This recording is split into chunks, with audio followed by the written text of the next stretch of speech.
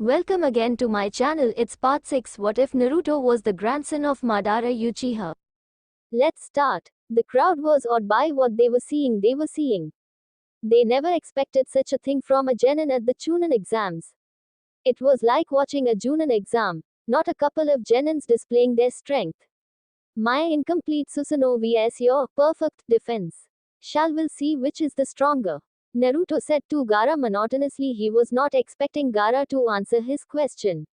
Even if Gaara wanted to answer, Naruto did not give him a chance as his Susanoo began its charge. The Susanoo swung its right blade towards Gaara. Gaara created a wall of sand on his left to protect himself from the attack. The blade had much power and broke through the defense.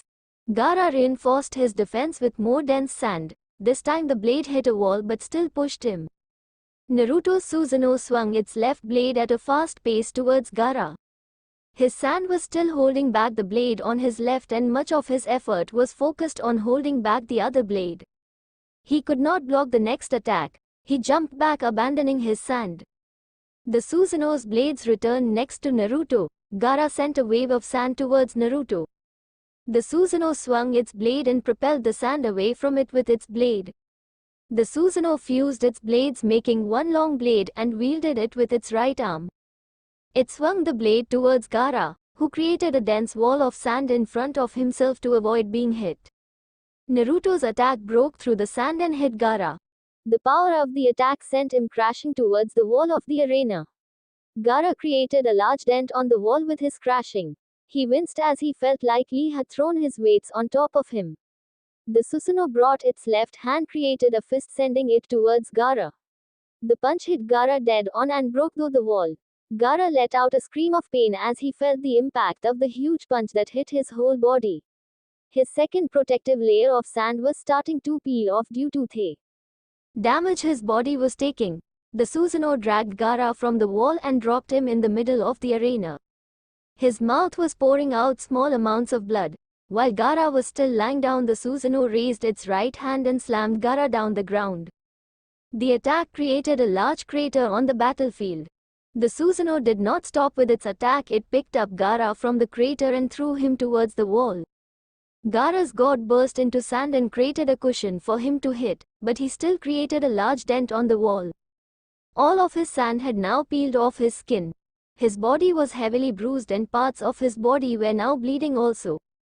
His breathing had become labored. Had he been a normal person, he would not have been conscious right now. The ferocity of the attacks were too intense for a normal person to take them and remain standing or alive for that matter. Because of his sand, he only had a few broken ribs. Feathers began to fall inside the stadium and the crowd began to fall asleep. Genjutsu, I guess the invasion has started. Naruto said to himself. No sooner than later, fights began to break out inside the stadium. Naruto deactivated his Susanoo. When he looked at Gaara, he saw the genin siblings running away from the stadium with him. He looked at Sasuke and saw the genin going after them. Naruto shook his head. Gaara was in no condition to fight unless he used Shukaku's chakra. The chakra would heal and make him stronger than he was. Naruto suddenly on his knees under extreme pain. Using Susanoo had its benefits, but it put his body under extreme pain. The pain had lessened from the first time he had used it. With a lot more training, he would be able to use it without any pain. Despite his body being the perfect vessel to wield any amount of power, he was still of young age and needed to grow his body into a more mature body. Naruto got up from his knees and found himself surrounded by 10 shinobis. The shinobis smirked at him as if they promised him pain. They were all sound ninjas. Judging from what Naruto could sense from them, they did not seem to be strong. Do you wish to dance with me? Naruto asked nonchalantly. He did not wait for a response as his Manchikyu activated. A second later, his Susanoo flared to life. With a single swipe of its blade, the Susanoo blew the jonins away from Naruto. The sound ninjas were hit hard as they did not have time to react. Naruto had attacked instantly without giving them a chance to ready for his Susanoo's attacks. The Susanoo's size receded and it became a rib cage surrounding Naruto. The shinobis Naruto had attacked got up and prepared to fight Naruto. Naruto sighed, placing his hands on his waist. He was almost embarrassed for thinking that his attack had incapacitated the ninjas. By the clothing the ninjas wore, Naruto could say some of them were Jonins, but their level of strength paled in comparison to the strength of Jonins from Konoha. Naruto deactivated his Susanoo. He flashed through hand seals. Fire style, majestic flame destroyer. Gathering chakra inside his body and turning it into flames, he expelled a large amount of flames that spread out like a wave of water. It was just as big as the one he had used on Neji. It was a good thing for him, as he had never tested the jutsu on many people. One of the Jonins tried protecting himself and his comrades. Water style, water encampment wall. He yelled as a wall of water tried putting out the flames. However, the flames spread out wide and were impossible to contain or dodge. One Suiten jutsu could not stop the dense flames. The flames reached the Jonins and began to eat away their flesh. They let out screams of pain as the flames began to incarnate. Naruto just watched impassively as his jutsu incarnated the sound invaders. He turned around and jumped on the roof of the stadium. Looking around, he saw a purple barrier on top of the academy building. Naruto figured that must have been where the leaders of both sides were fighting. Naruto looked carefully inside the barrier and found that it was Orochimaru fighting the Hokage, not the Kazekage. He concluded that Orochimaru had impersonated the Kazekage as he did with the Kusanryong at the Forest of Death. Naruto was sure the Sandemi could take care of himself even if Orochimaru was his opponent. Despite the Sandaime being old and just a shelf of his former self, he was still capable of defeating even the likes of Sanins. He was by no means a pushover because he was old. Naruto acknowledged that fact about the Sandemi was still strong despite his old age. The barrier was set so that no one could enter nor leave. It was a perfect place to fight without annoyances interrupting. At the walls of the village, large snake summons were destroying the village's walls. Konoha shinobi were trying in futile to stop the summons from entering the village. As Konoha shinobi tried holding off the summons, large toad summons puffed into existence and began to wrestle with the snake summons. It was given that Jiraiya had been the one to summon the toads, given that he was the only one who had the toad contract. Naruto activated his Susanoo again. It was still a ribcage surrounding him. He wanted to fight, deal with some sound and sand shinobi. Earth style, Mud Dragon. A mud dragon hit Naruto from behind. The jutsu crashed into his Susanoo and sent him crashing down the ground from the rooftop. Naruto was so busy with his thoughts he forgot that he was in the middle of an invasion. Naruto hit the ground and created a larger crater. He was unharmed from the attack. His Susanoo shielded him from being hit by the earth-style jutsu. The Susanoo absorbed any damage Naruto would have suffered. Naruto was sent crashing because the Susanoo was not rooted down to anything but to Naruto. It went everywhere Naruto went. Naruto got up from the small crater unharmed, his Susanoo still protecting him. He looked up at the room to see those who had attacked him. I tend to be careless knowing that my Susanoo is active, guess I should deactivate it. He said to himself. Deactivating would also save him from using too much chakra. Susanoo consumed a lot of chakra from its user. Despite his vast pools of chakra, Naruto was not above acknowledging that keeping a Susanoo activated for longer periods would take a huge bite off his chakra. Two ninjas jumped down from the roof and surrounded him. Naruto did not move at all. His Manchikyu scanned them while his face remained impassive. Orochimaru-sama has some business to attend with you. He wants you to come with us. If you refuse, we will take you by force. That attack earlier was just to show you we can take you by force. The one at Naruto's front said. He wore standard Jonin attire and a sound for head protector. Oh, Naruto muttered with a raised brow. I would prefer if you refused because I want to see what the great Sharingan can do. The one at Naruto's back said sarcastic while walking into his front. I bet I can take you on by myself. He exclaimed arrogantly. Naruto observed both Jonins. They were stronger than the previous ones and seemed confident of their abilities. However, underestimating the power of the Sharingan was a foolish thing to do.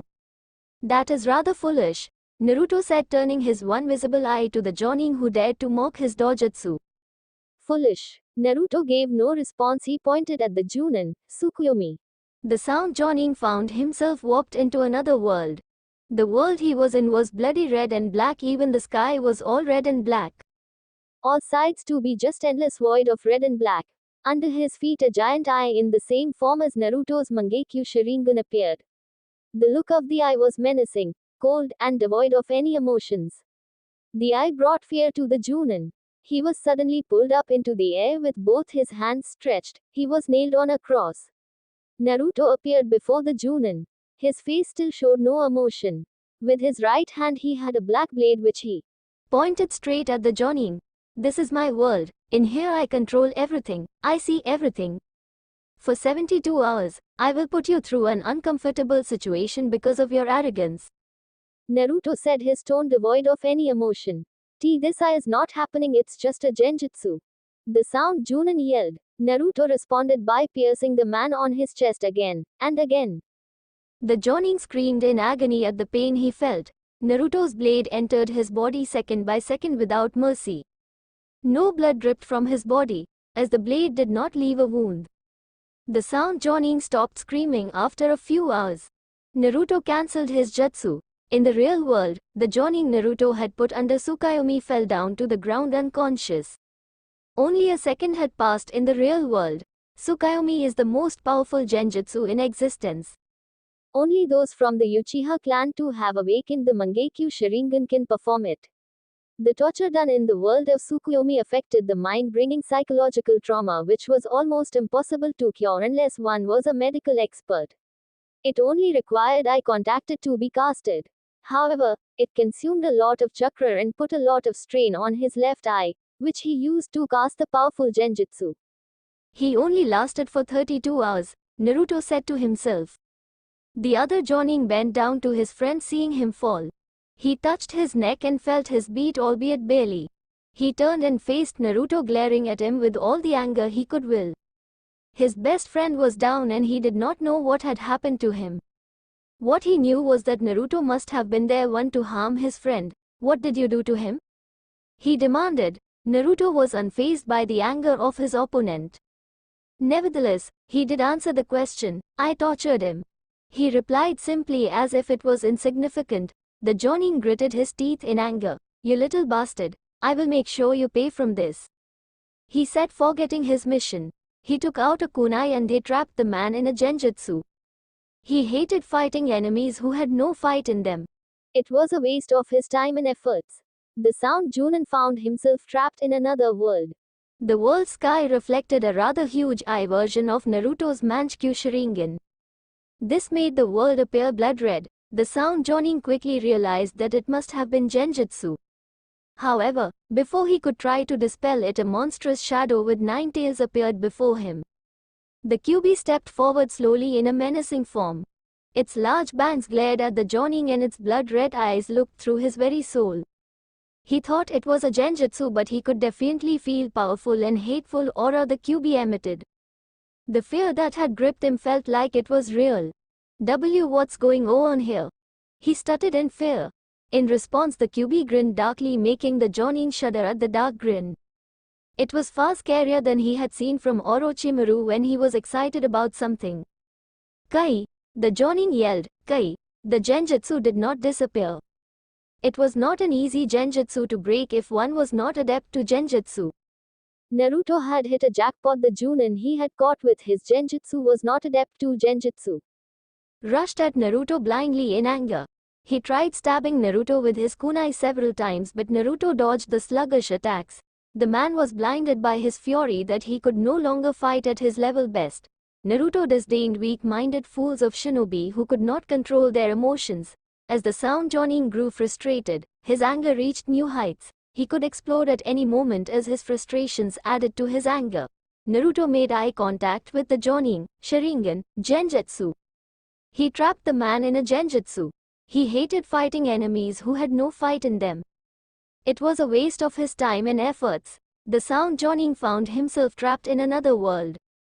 The world sky reflected a rather huge eye version of Naruto's Mangekyo Sharingan. This made the world appear blood red. The sound Jonin quickly realized that it must have been genjutsu. However, before he could try to dispel it, a monstrous shadow with 9 tails appeared before him.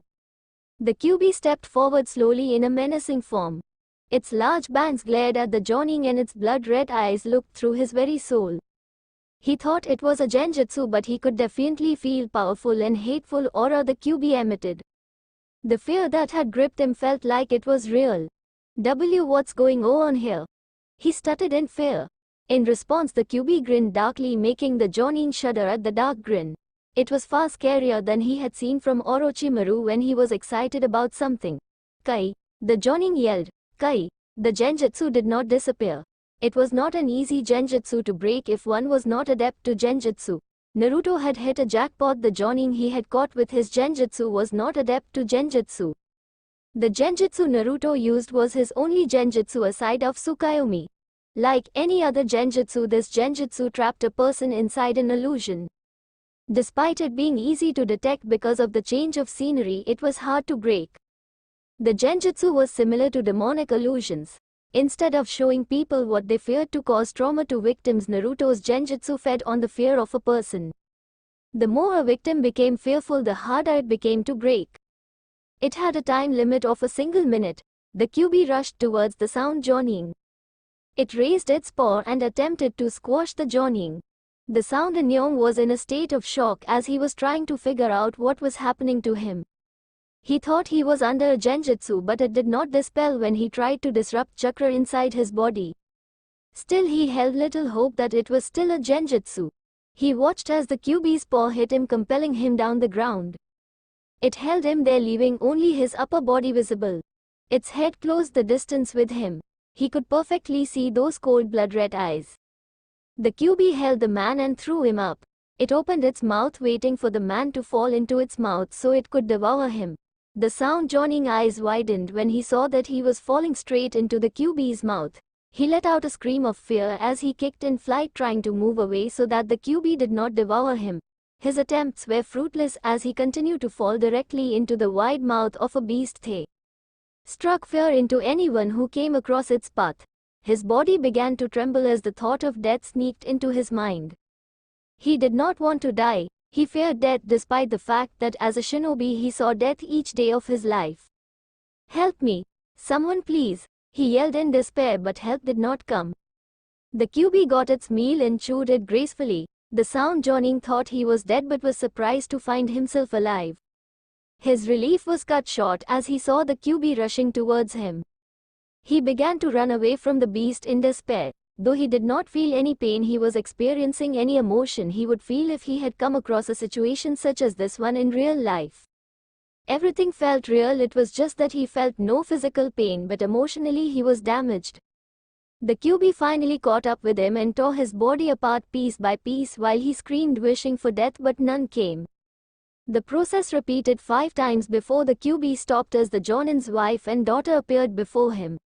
He could only mouth what he wanted to say as his voice had abandoned him. Nevertheless, his family did not hear him.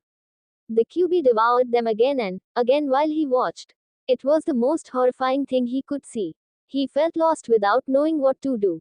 His family was being killed over and over again while he watched. He could not say it was a genjutsu as everything felt real.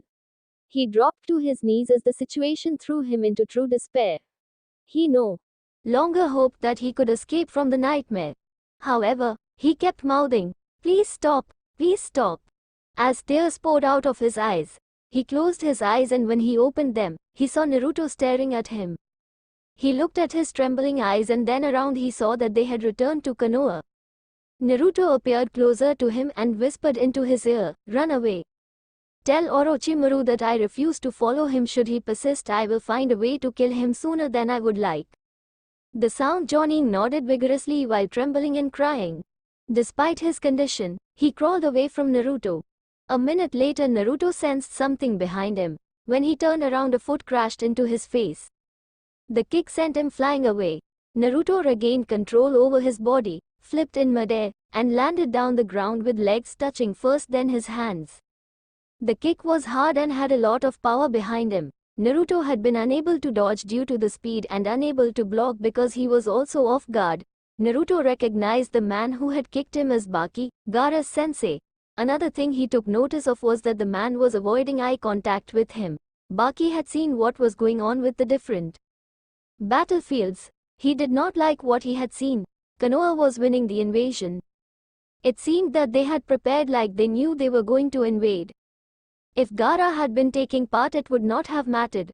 But there was another thing he could do and ensure that things went his way: kidnapping the son of the Yondaime Hokage. Unlike any other children of past and present Hokages, Naruto was different. Konoha loved the Yondaime more than they loved first Hokage. Capturing Naruto would force Konoha to give in to their demands. They would not dare try to abandon the only child of their greatest hero. If word got out that they had abandoned the son of the Yellow Flash, it would certainly take a huge bite off their image and economical structure. Very few villagers would want to associate them if they abandon him. Baki smiled inwardly. His plan was indigenous. "You will come with me," Baki said in a commanding tone. He said it, still avoiding making eye contact with Naruto's eyes. "No," Naruto replied as his Sharingan returned to normal. Keeping his Mangekyou activated while not using any of the Mangekyou's abilities would only tire him out. "I guess I have no choice then but to take you by force," Baki said and blurred out of sight. He appeared in front of Naruto and attempted to punch him. Naruto blocked the punch with both his hands. Baki swung his right foot high trying to kick Naruto. Naruto brought out both his hands to block the kick. The power behind the kick pushed Naruto back a few feet. Baki suddenly appeared in front of Naruto with his right foot raised. He attempted to kick Naruto on his chest. Naruto blocked the kick by both his hands as he could not dodge despite being able to predict what Baki was going to do. The power of the kick sent Naruto flying away. Naruto regained his balance and touched the ground with his hands and legs so that he could stop. Naruto rose up and looked at Baki. The man was considerably strong. He was worthy of being a sensei to a Jinchuriki. Fighting someone like him without his Mangekyou active would prove to be a nasty thing for him. Before Naruto activated his Mangekyou, Kakashi and Guy appeared in front of him, both in battle stances. "Naruto, you go after Sasuke." He went after Gaara. "Shikamaru, Choji, Kiba, Shino and Neji have already gone after him, but I think they will need your help," Kakashi said. "We will deal with this one." Guy nodded. "Yes, Naruto-kun, let your flames of youth burn brightly by saving your comrades."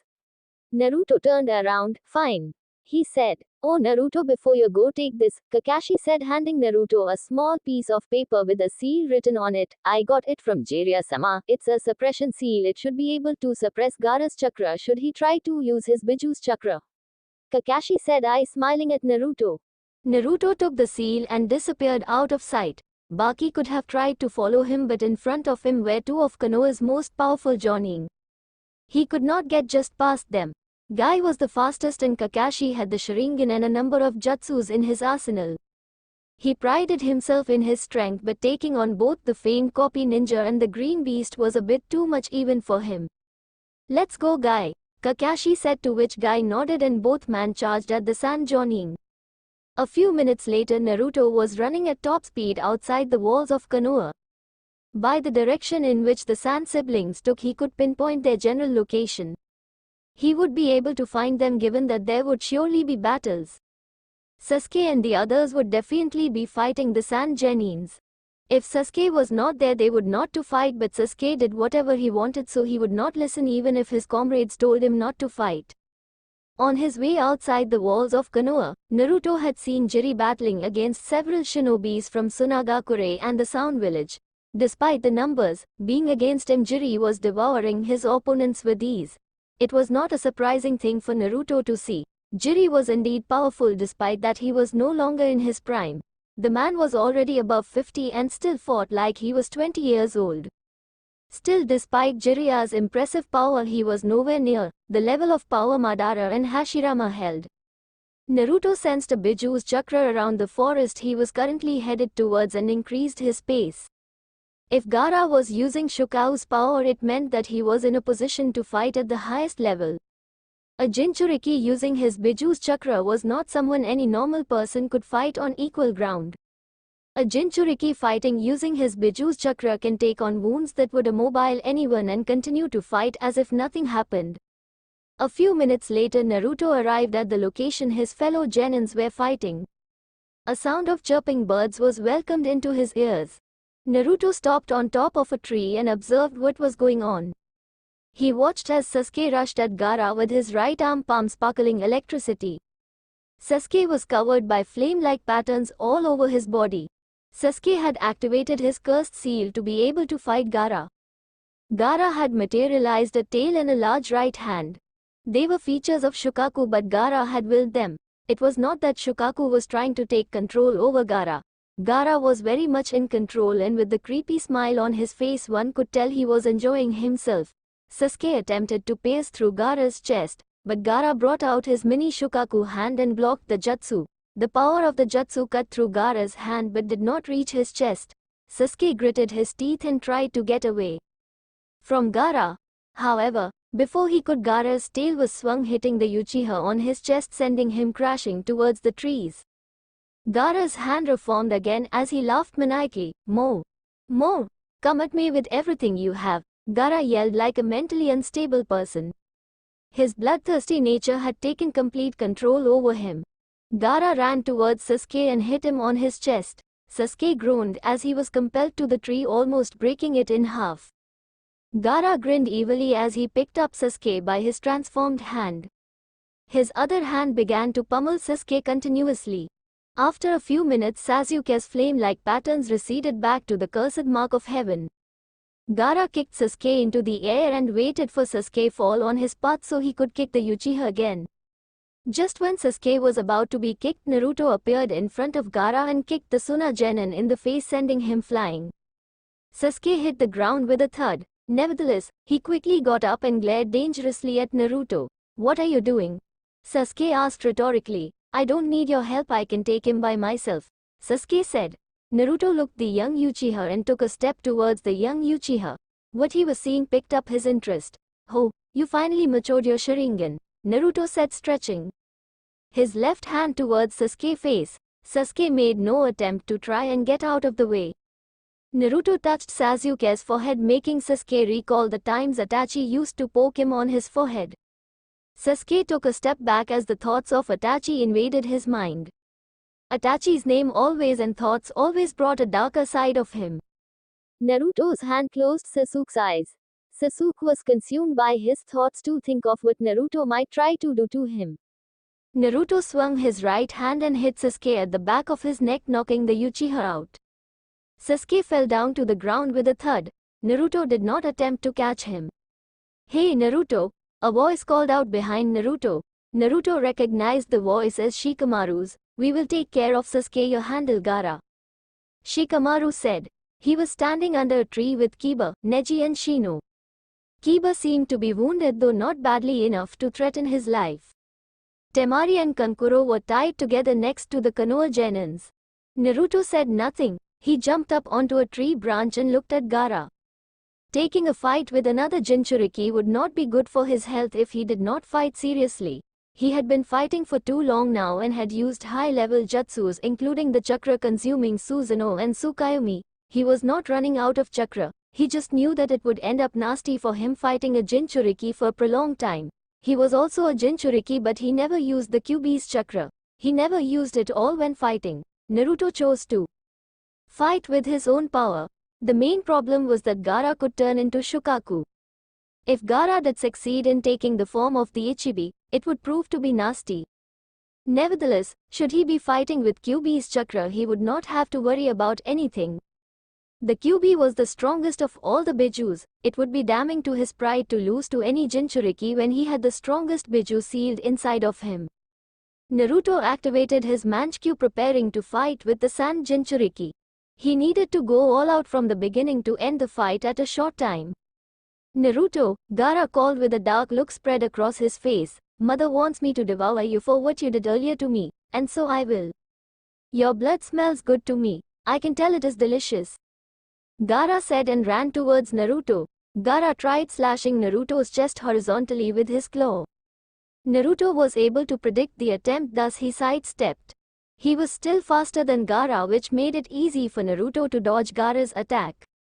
Naruto caught Gaara's left hand and spun around twice, picking up speed. He threw Gaara and sent him crashing towards the tree. Gaara recovered rather quickly and jumped at Naruto again. He was faster than before. His clawed fist crashed into a tree branch Naruto was standing on and shattered it. Naruto had jumped up, not intending to try and block the attack. The power behind the strike would have proved that blocking was useless. Naruto blurred out of sight and appeared behind Gaara. He was going for a kick from behind, but Gaara's tail stood in the way. The tail swung and hit Naruto with enough power to send him crashing down the ground. There was nothing more annoying than getting hit by something you could see. His Sharingan was able to predict the attack, but in the position he was in, he was unable to dodge the attack. Gaara turned around and grinned madly. "Where is all that power you had? I want to see it again. Show it to me," Gaara said as he jumped to where Naruto had fallen. Naruto stood up and did a hand seal, fire style, great fireball. Naruto expelled the chakra inside his body. He had turned into fire. The fireball he breathed out rushed towards the oncoming Gaara. Gaara brought out his tail and clawed arm to shield himself. The flame's intense heat burned Gaara's materialized arm and tail, making melting it. The materialized parts in Gaara's body crumbled down like sand. Gaara fell onto the ground with his legs. He started laughing like a maniac. "That's the power I want to see. I want more of it," he said, growing another tail and 2 hands. Naruto saw this and knew that it was a matter of time before Gaara turned into Shukaku. Gaara took off at a very fast pace and appeared in front of Naruto. Gaara swung his right hand, attempting to hit Naruto. Naruto blocked the hit and attempted to hit Gaara, but the Jinchuriki blocked his attempt with his left hand. Gaara caught Naruto's right foot and threw the blonde away. Naruto was sent crashing towards the trees by Gaara.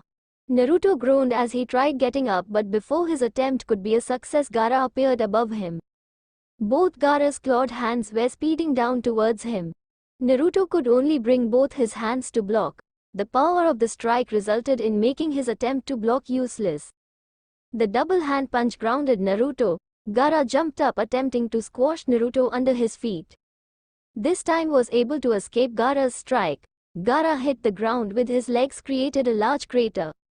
"That would have been nasty if I got hit," Naruto said to himself. Gaara raised both his clawed hands, pointing at Naruto. He began to shoot sand bullets at Naruto. Naruto jumped around the trees, dodging the sand bullets. Gaara only increased the number of bullets he fired at Naruto. He was laughing maniacally as he was enjoying watching Naruto dance around. It was quite an amusing scene for him to watch. A dark blue ribcage surrounded Naruto, protecting him from Gaara's bullets. The Susanoo blocked all of Gaara's sand bullets. Naruto was unable to dodge. Gaara finally stopped, allowing Naruto a chance to catch his breath. Naruto deactivated his Manchikyu and prepared for another round. The Sand siblings watched their brother fight against the son of the Yondaime Hokage. He had defeated Gaara before, but when Gaara became what he was now, he was almost impossible to defeat. It was why they did not want to be close to the battlefield, or else they would also be caught in the crossfire. However, there was nothing they could do since the opposition who defeated them had tied them and were currently standing behind them watching the fight. Temari admired the strength Naruto showed at the stadium. However, watching the fight now, Naruto was at the defensive while Gaara was on the attack. She was begging to think that he would not be able to pull off a victory this time. Naruto channeled chakra into his feet for more speed. He suddenly disappeared and appeared in front of Gaara. He punched Gaara on his gut with a powerful punch. He proceeded to punch Gaara at his face several times before jumping up. Naruto swung his right leg towards Gaara. The leg connected with Gaara's face, sending him crashing towards the trees. Naruto landed gracefully on the ground, panting slightly. He held a hand seal and converted the chakra needed inside his body into fire. "Fire style. Flame Dragon Caterwall," Naruto said as he expelled 5 small flame dragons. The dragons sped towards Gaara. They were set to explode upon hitting their targets. 4 hit Gaara's arms and 1 hit Gaara's tail. All 3 materialized body parts exploded into flames. Gaara let loose of a pained scream because of the explosion. "I refuse to be beaten," Gaara yelled out as he leaked considerable amount of demonic chakra. An explosion of chakra rocketed around him. Naruto remained calm despite knowing the dangers that was knocking. It was of no good losing calm because things were not looking good. If anything, losing calm made a person make rush decisions, resulting in mistakes that one would not have made had he remained calm. Naruto watched as the debris cleared. Gaara had transformed into a chibi Shukaku. Naruto created a wood clone and sent it towards the mini Shukaku. The wood clone sped towards Gaara and engaged him in a fight. While the clone kept Gaara busy, Naruto converted chakra inside his body into dense and intense fire going through hand seals. Fire style, majestic fire destruction, Naruto said as he expelled a stream of intense flames towards Gaara. The clone was to keep Gaara busy while Naruto performed his jutsu so that it could not get away. The stream of fire hit Gaara and the clone, setting them ablaze. Both were engulfed in a sea of flames of intense heat. The fire spread out wide, incarnating everything it touched. Naruto knew Gaara would not be incarnated by the fire because of his form. His real body was inside of the beast he had become. The chibi Shukaku was like an armor. The flames would only burn the armor. Naruto stopped his jutsu and watched as the mini Shukaku crumbled down into dust, leaving a slightly burned Gaara. The Sand Genin was breathing heavily and his shirt was burned off his body, leaving him bare-chested. Gaara began to leak large amounts of demonic chakra that would make anyone run away for their lives. Naruto knew what was coming. He could not put Gaara under Tsukuyomi as psychological trauma to Gaara would only free Shukaku since Gaara's mind was already unstable. He was forced to use the chakra suppression seal Kakashi had given him. Naruto rushed to appear in front of Gaara. He took out the piece of paper and placed it on Gaara's forehead. The chakra Gaara was leaking disappeared. Gaara fell down with a thud on his back. Naruto followed his example by falling down on his knees. He breathed heavily for a minute before standing up again. Shikamaru and the others started to walk over to Naruto with their prisoners. Seeing that Gaara was down, Sasuke too walked with them since he had already come to after Naruto had knocked him out. He was very angry when he woke up, but a thought sneaked into his mind. He decided to take up that thought to make up for being knocked out by Naruto. I lost, again, Gaara said weakly to himself. His eyes traveled weakly towards Naruto. How are you stronger than me? He asked, surprisingly calm for someone who was like a maniac. I train harder than you, Naruto replied, but I have been once told that you can be truly powerful when you fight to protect your precious people. Precious people? People you care about, Naruto responded. Fighting to protect your precious people? Is that why you are strong? I already told you, I am strong because I train hard to become strong. As for my precious people, they are all dead, Naruto replied nonchalantly. I must praise you for your strength. Had you fully transformed into Shukaku, I would have lost. Naruto said, his left eye narrowing behind him as he sensed several chakra signatures from behind. He turned around and raised a brow, seeing a wide grin from Sasuke. Shikamaru was the first to speak. Are you alright, Naruto? Shikamaru asked with a bit of concern in his voice. He saw Naruto fall to his knees and just wanted to make sure he was alright. Naruto nodded. Yes, just a bit worn out, he replied, his eyes going back to Sasuke. I see, you copied my majestic fire destruction. Naruto guessed correctly. Sasuke's grin only widened. What do we do about them? Neji asked. Them, referring to the Sand siblings. It is only logical that we take them back to Konoha, given that they are children of the Kazekage. They would prove to be essential in future negotiations with Tsunagakure. Shino said, keeping his calm demeanor. I agree with Shino. Shikamaru said, his tone having gone back to his usual lazy tone. No, Naruto said, getting the attention of everyone. Free them and allow them to return home. Naruto said, who are you to tell us what to do? And Shino makes a good point. Why should we do what you say? Kiba fumed out of nowhere. However, Naruto blissfully ignored him. The other Genins gave Naruto a question look. The Kazekage is probably dead, Naruto said, making Kankuro and Temari's eyes widen. The Kazekage, who was at the Chunin exam finals, was not the Kazekage but rather Orochimaru impersonating the Kazekage. When Suna realized that their leader was killed, they will abandon the sound and return home. Shino nodded along with Shikamaru, assuming that Orochimaru had manipulated Suna to believe that he was the Kazekage after having killed the real Kazekage. It is highly unlikely that Konoha will take any action against Suna. Shikamaru spoke his thoughts. They untied the two tied Sand siblings. Temari gave Naruto a grateful smile, which Naruto did not return, making the girl frown. She tried her best not to let her temper get the best of her. She hated being ignored, especially by someone she was trying to show that she was grateful to. However, in her current situation she could do nothing. Naruto disappeared away from the group, making his way back to Konoha. Temari and Kankuro picked up Gaara and headed towards the Wind Country. After they had made a distance between themselves with the Konoha group, Gaara said two words that made his siblings almost cry. "I'm sorry." With Naruto a few minutes later, Naruto reached the walls of Konoha. He looked around and saw that the fighting had already stopped. He had sensed multiple chakra signatures making their way away from Konohagakure when he was returning to the village. The wounded were being treated by many medical ninjas within the walls of the village. The barrier that was set on top of the academy had disappeared also. Naruto disappeared to the shinobi district. He wanted to allow his body to rest. He did not really care about any other. Frown. She tried her best not to let her temper get the best of her. She hated being ignored, especially by someone she was trying to show that she was grateful to. However, in her current situation she could do nothing. Naruto disappeared away from the group, making his way back to Konoha. Temari and Kankuro picked up Gaara and headed towards the Wind Country. After they had made a distance between themselves with the Konoha group, Gaara said two words that made his siblings almost cry. "I'm sorry." With Naruto a few minutes later, Naruto reached the walls of Konoha. He looked around and saw that the fighting had already stopped. He had sensed multiple chakra signatures making their way away from Konohagakure when he was returning to the village. The wounded were being treated by many medical ninjas within the walls of the village. The barrier that was set on top of the academy had disappeared also. Naruto disappeared to the shinobi district. He wanted to allow his body to rest. He did not really care about any other details. What mattered most was that Konoha had won the invasion.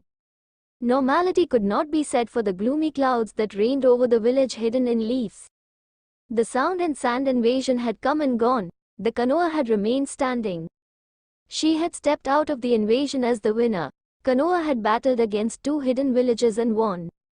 Despite the victory, it still felt like a loss to many of the broken hearts in Konoha. A victory had been ensured, but it did not come without a price. Konoha had paid a high price for her victory. A price that she thought she would have never had to pay. The death of the Sandemi Hokage, Hiruzen Sarutobi, the professor, the invasion of sand and sound might have been a failure to their end.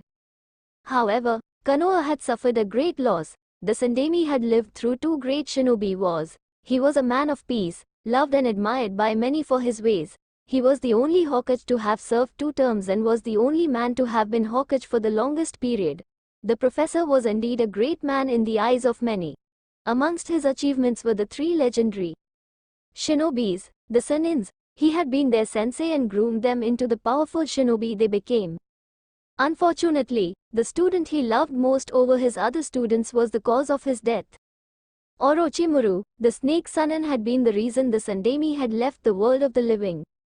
Konoha was mourning at the death of its Hokage because of Orochimaru, a traitor to the village. He was not branded a traitor because of the invasion but because many years ago the snake Sannin had been abducting children and experimenting on them. Many mothers lost their children because of Orochimaru's actions. No one held love for the Sannin after his latest stunt. Almost everyone wished they could tear him into pieces, kill him and then bring him life and repeat the process until their hearts were satisfied. Naruto sat alone at the roof of his apartment building. He had not even bothered to attend the Sandaim's funeral. His views on the old man differed from other people's views. The death of the old man did not concern him. Naruto had not attachments to the old man. Death was something that one could cheat or avoid. Madara had cheated death for many years but in the end, he died. Regardless of the circumstances concerning his death, the fact is that he died. Despite that belief, Naruto also believed that death would never claim him before he achieved his goals.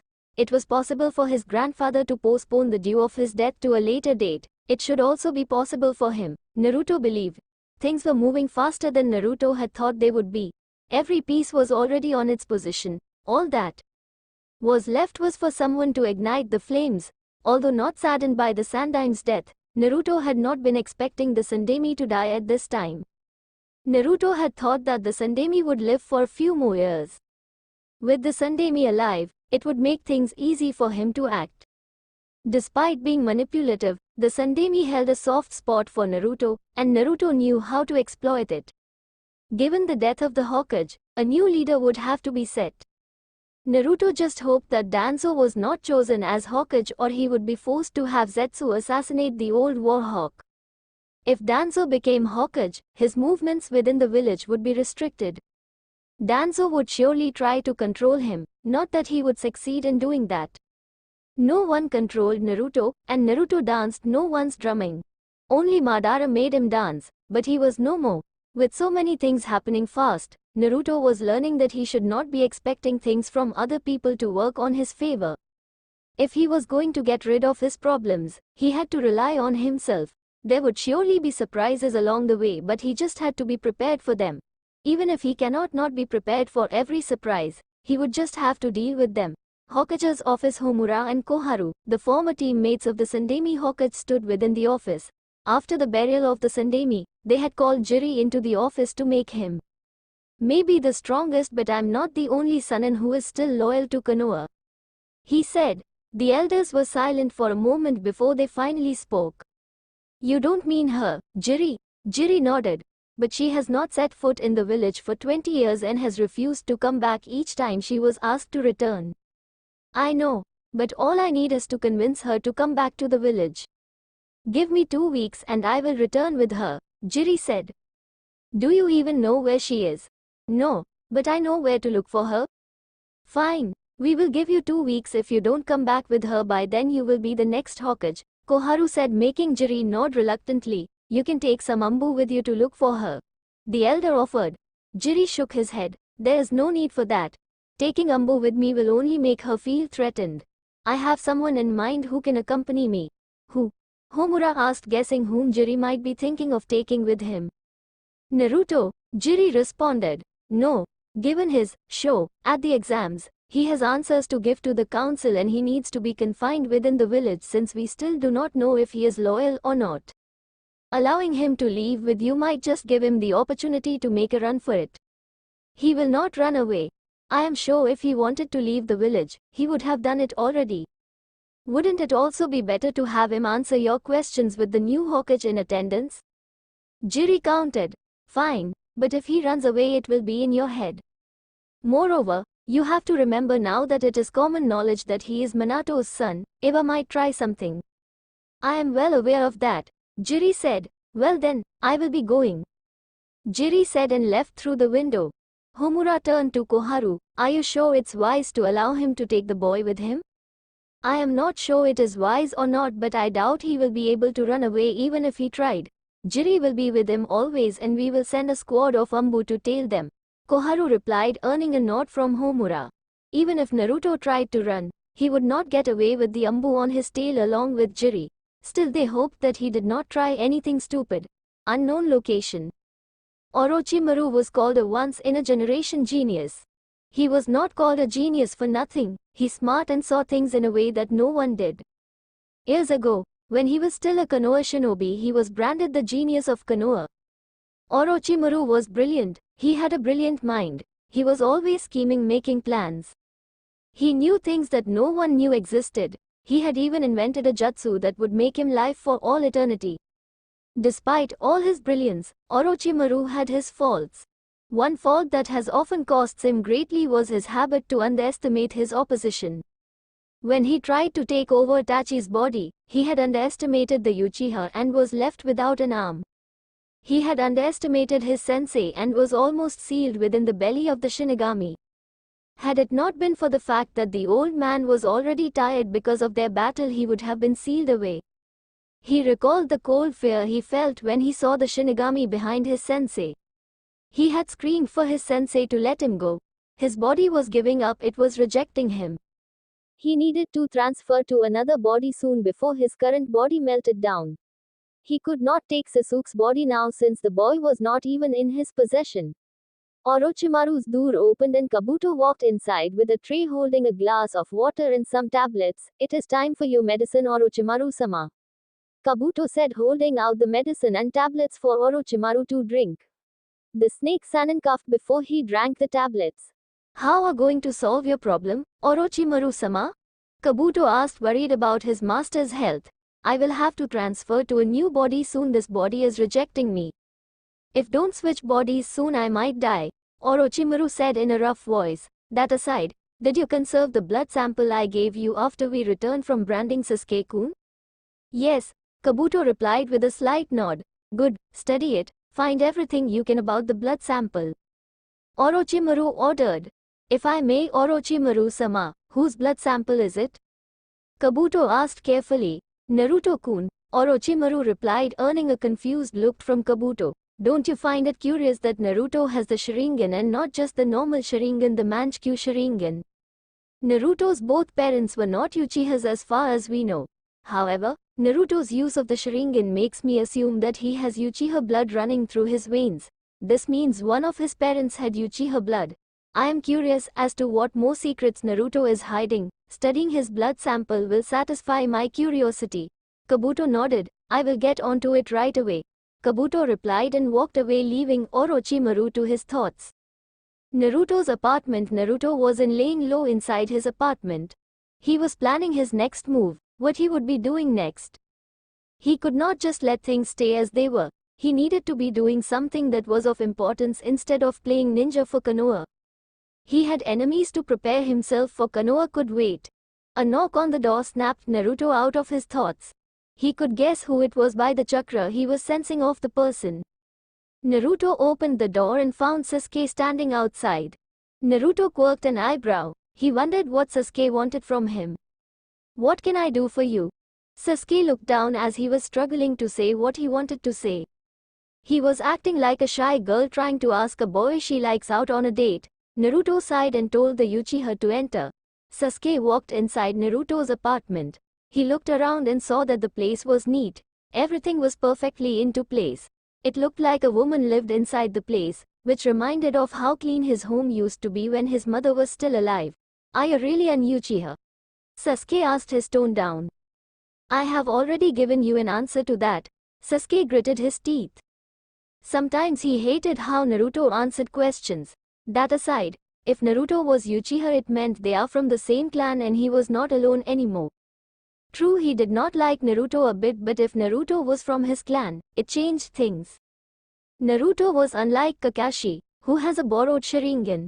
Naruto was like him, their Sharingans were not borrowed from anyone. Why didn't you ever say anything to me? Sasuke asked forcefully. Naruto could tell that Sasuke was forcing himself to ask the question. Because I did not want to, he replied simply. Sasuke was quiet for some time before he spoke again. You have the same eyes as that man. I know how you to awaken them. So who did you kill to awaken them? Naruto's eyes morphed into the Manchikyu for a second before returning to their normal blue color. Sasuke could not really tell what was going through Naruto's head. The only thing that changed in his face was his eyes only. The Naka Shrine, you are making use of it, Naruto said, completely disregarding Sasuke's question. The only way in which Sasuke knew about the secrets of the Mangekyo was if he read from the stone tablet in the Naka Shrine located within the Uchiha compound. Only Uchiha could decipher the tablet. You know about it. How?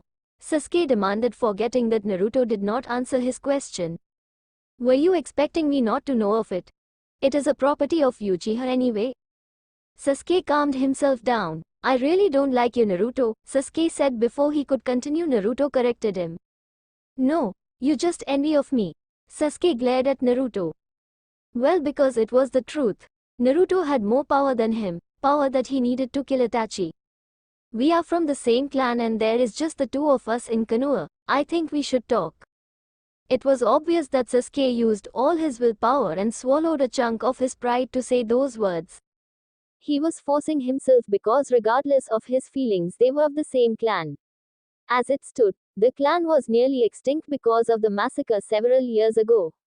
All in due time, Sasuke, Naruto said, now I must tell you to leave. Naruto said in a tone that left no room for saying otherwise. Naruto had sensed someone inside his apartment. Sasuke got up and left, leaving Naruto alone.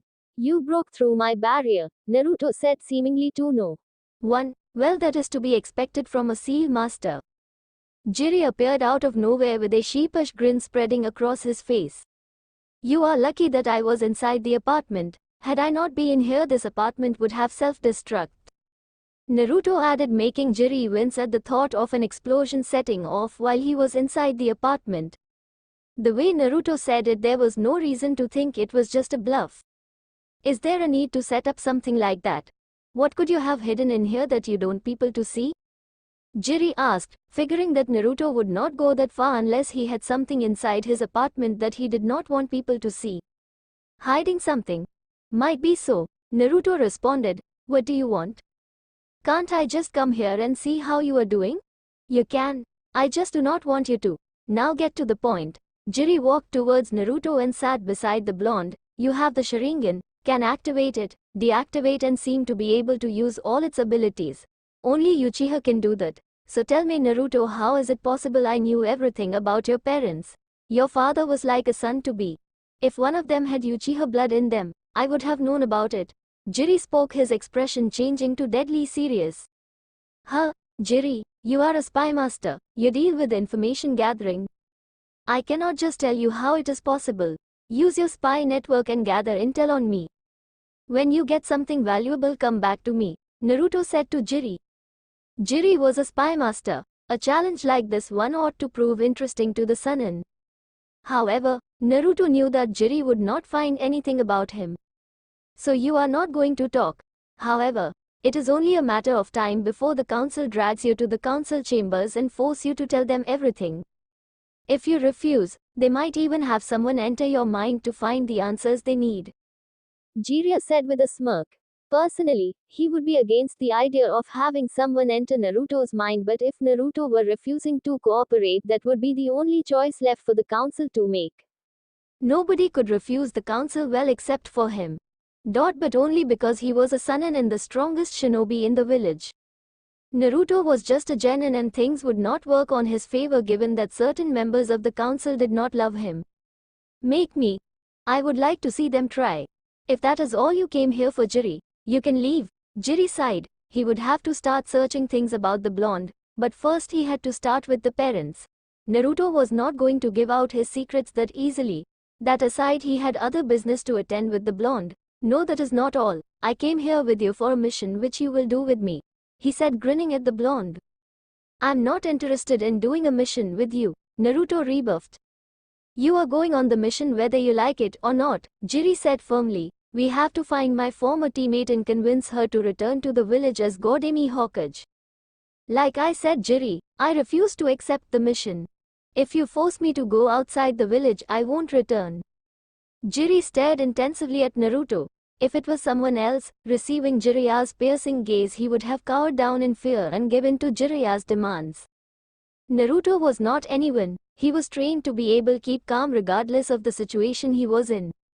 You are not doing me a favor by coming with me, but you will be rendering a service to Konoha by coming to search for the new Hokage, and yet you refuse.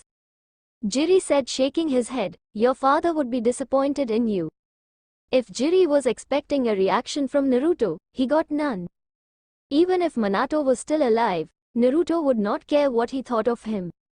The man's opinion of him meant nothing to him. Jiri, you and I know very well that your request that I go with you to this mission has nothing to do with a service to Konoha. You only requested that I go with you because you want to get close to me. You want to take the time to convert me into your apprentice. You know very well that I would not serve any purpose in convincing the Senju to be Hokage. He paused for a moment. That being said, there is no reason for me to go on the mission with you. Jiri could not deny that his reasons for wanting Naruto to go with him were 100% not related to convincing Suna to come back and take the mantle of being Hokage. He just wanted to be close to Naruto. The mission would give him a better chance to being close to Naruto. Please, Naruto, let's go together. I know I screwed up, but I'm trying to make up for my mistakes here. Can't you give me a chance to make up for that? Jiri said, his voice taking a pleading tone. Naruto shook his head. I told you, I don't hate you for abandoning me. Therefore, there is nothing for you to settle. I can talk to you with no qualms, but I don't need any emotional attachments with you or anyone. Naruto said truthfully. Jiri was quiet for a moment. Naruto truly seemed not to hate him, but it did not make him feel any better. Nevertheless, there was a positive in all this. Naruto was willing to talk to him. Other than talking to him and not being able to do that, he would choose to have the privilege of being able to talk with the blonde, even if they could not form a bond. Finally accepting the situation, he nodded and smiled at Naruto. I guess I will see you when I return with the new Hokage, Jiri said and left. Later that night, Naruto thought of something he had been relenting to do. He closed his eyes and focused. When he opened his eyes, he was in a large old sewer. The sewer echoed with drips of water. Other than the drips, it was peacefully quiet. However, there was something sinister at the end of the sewer. Naruto sensed the sinister aura and walked slowly towards it. His watery footsteps ringed around the sewer, replacing the drips. Naruto stopped in front of a large gate with a piece of paper that had a kanji for seal. Two large blood-red eyes opened up and looked at him. The fearsome Kyuubi revealed itself from the shadows of its cage. It was resting its head on his paws. It was obvious that the beast had been napping. So my jailer has finally decided to grace me with his presence, the Kyuubi said with an amused tone. Have you come to tell me that my prison sentence has been cut short? Naruto knew the nine-tailed demon fox was being sarcastic. Is this what the great Kyuubi has been reduced to? A mere sarcastic biju robbed of your freedom. You shoulder hatred while calculating and binding for its time to escape from a prison created for you by a mere human. How pitiful. The Kyuubi glared at Naruto intensively with barely contained anger. Watch your mouth, human. I may not be able to do anything behind this bars, but this cage cannot hold me forever. You will do well to remember whom you are speaking to. So easily provoked and angered, Naruto murmured, but the Kyuubi heard him. I know that the seal cannot hold you forever. If you were complete, I am sure you would have already broken out. However, right now you are incomplete, no longer as strong as you were when you attacked Konoha. Nevertheless, you are still the strongest of the nine despite being incomplete. The Kyuubi knew what Naruto meant by incomplete. Before he was sealed into Naruto, Minato split his chakra into two, sealing the yin half within himself and the yang half within Naruto. That was what Naruto meant by incomplete, his other half was missing. Seeing the Kyuubi silent, Naruto spoke again, saying what he had come to say to the Kyuubi. I know you hate humans for their treatment towards your kind. You must hate me knowing that I am the grandchild of the man who called you a mindless beast that needed to be guided by his blessed eyes. Naruto paused for a moment. I have read everything about the 6 paths in your history to know full well that you are not a mindless beast that needs to be guided. As for your imperfection, I plan to fix that. In addition, for your prison sentence, you will have your freedom soon. Naruto said and disappeared from the sewer. The Kyuubi did not believe a word Naruto said. For years, bijus were as nothing but weapons for their use. Humans could not be trusted, they had proved that many times. Even now, all the bijus were sealed into a human to be the secret weapons. He could remember well when Hashirama told him that he was just too powerful, let loose and left to roam around the world. The Kyuubi never went to attack humans for no reason. He only attacked when they came after him so that they could capture him and make him their weapon. He always stayed away from humans, but still he was seen as a danger just because he had greater power than theirs. Outside of Konoha, 2 figures were walking at the direction opposite to Konohagakure. Both wore black cloaks with red clouds and straw hats that hid their faces. The taller one had a large sword strapped behind his back. The sword was covered in bandages. The 2 men had successfully entered the walls of Konoha and infiltrated the village. They were looking for Uzumaki Naruto, or rather what was inside of him. Instead of finding the boy, they had found some interesting info about the blonde that was spreading around the village like a wildfire. The Uzumaki Naruto they were looking for was not as the same as they had found. The Naruto they had found was being called by many names. Some called him Namikas, some called him Uzumaki Namikas-sama, a few called him Uchiha. The Uchiha part was unbelievable. None of the men had expected to find the name of the Kyuubi's Jinchuriki associated with the Uchiha. Furthermore, the rumors they had about Naruto possessing the Sharingan troubled them. The news of Naruto wielding the Sharingan troubled them. They also heard about Naruto's fights at the Chunin exam finals. They both knew the abilities that Naruto was said to have displayed were abilities of the Manchikyu Sharingan. The shorter one wanted to prove everything for himself. It was unbelievable that Naruto was part of his clan. He had never heard anyone saying anything about it, and Naruto had no characteristics of an Uchiha. No one could have guessed that he would be part of his clan. At the moment he did not believe it. To believe it he had to see it for himself. "Kisame," said the short one, identifying the taller one with a large sword strapped on his back, "you go ahead to the meeting point. I want to go back to Konoha and confirm something." Kisame was given no time to say something as his partner disappeared in a murder of crows, leaving him alone. Kisame just continued walking away from Konoha with an annoyed look on his face. He hated it when Itachi did something like that. Naruto sighed as walked towards the Uchiha compound. Soon he would have to move into the compound and live there. The compound would also provide some security for him. The problem was Sasuke. The Uchiha's attitude annoyed him to no end. He would just have to deal with it. He would never be able to live freely inside of the compound. He had never visited compound before. Now was the time for him to visit the compound. Naruto trolled through the compound looking at everything. The compound was still intact. There were no houses that were destroyed. The only wrong with it was that the once lovely place was now like a ghost town. Before the massacre, one would find young Uchihas running around the compound with wide smiles raining over their faces. The place was once lively with clan members walking around with their Uchiha pride held high. Was nothing more than a memory of what it used to be. Despite the fact that the Uchiha clan had lost most of its trust from the village and villagers tended to avoid the Uchiha clan members, happiness reigned over the compound. Satisfied with the condition of the compound, Naruto decided to make one more stop before leaving the compound. He was able to make the stop because there was no one following his movements. It was because of the recent invasion. Some ANBUs were working hard to ensure that the village was still in top position. Others were patrolling to ensure that no spies from other villages entered the village. This meant to contain what was happening inside of the walls of the village. The strongest of the shinobi were obviously out of the village doing high-ranked missions to prove that Konoha could still handle high-ranked missions despite the recent invasion. What Konoha was doing now was displaying its power. Naka Shrine. Naruto entered the shrine with the use of his Sharingan and the Naka Shrine pass technique. Only an Uchiha could enter into the shrine. It was protected because it held valuable clan secrets. Naruto was positive that even though Kakashi had an implanted Sharingan, he could not enter the shrine. Uchiha used the shrine as their secret meeting place. Naruto activated his Manchikyu Sharingan. He looked at tablet looking at read it. Everything he was able to read he already knew. Madara had copies of tablets at the hideout. The things he could not decipher needed the Rinnegan to be deciphered. The Manchikyu could not decipher everything about the Bijus and the Sage of Six Paths.